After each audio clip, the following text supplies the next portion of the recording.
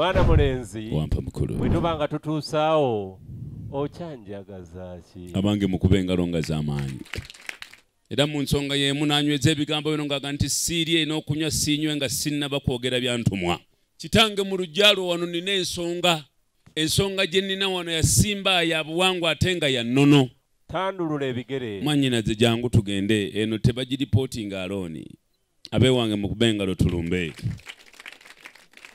Sebo mukulu tulina ensonga mu lujja muno ensonga yaffe nga bwe nkubuulidde nti ya buwangwa yasimba ate nga ya nnono nange mu kino mbadde ntegeeza bannange taata katuwadde saki nange saagala kubeera muzibu nga mugoyo kubanga ogulya kukkuta ne gukusiiwuusa mimwa era ne mbagamba nnyo nti saagala kubeera muzibu nga kaleega kakadde okanaanula kudda waggulu nga kadda wansi.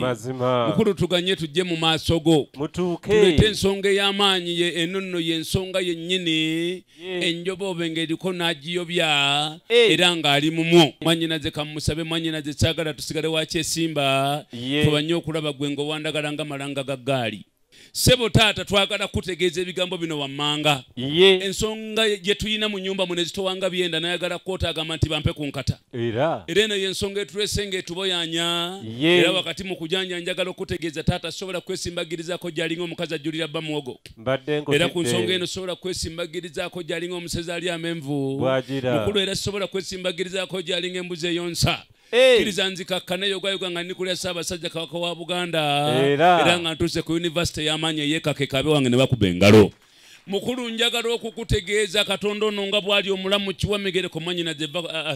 va ku bunkenge saagala obeere ku bulega n'engadde balya nfudu tereera naye tosimba olukono gw'okkirizibwa wekka anti nze nnina ensonga enkulu banga mukulu nze wendi wano wakyamyemu naye taata njagala okutegeeza ensonga ensimbi olukono mu lujja muno ne bw'olaba nsimbi olukono wano ndi mu kunyweza nsonga yandeese wano omuntu yenna omulala tagiddangamu n'agireeta wano nga ku nsonga ya Iriini